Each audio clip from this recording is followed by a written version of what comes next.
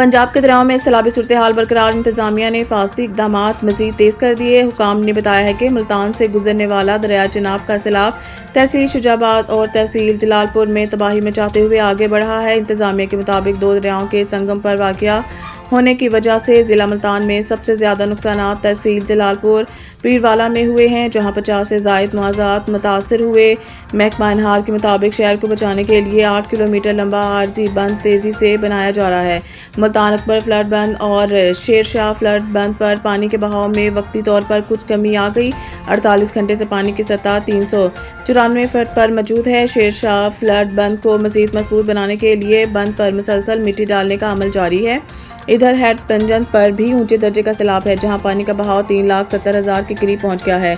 चनियोट के मुकाम पर भी दरमियाने दर्जे का सैलाब है। फ्लड फोरकास्टिंग डिवीज़न लाहौर के मुताबिक दरिया सतलुज में गंडा सिंह वाला पर इंतहाई ऊंचे दर्जे का सैलाब है और इस मुकाम पर पानी का बहाव 3,11,000 क्यूसिक रिकॉर्ड किया गया। हेड सलमान के पर ऊंचे और हेड सलमान पर दरमियाने दर्जे के सैलाब हैं।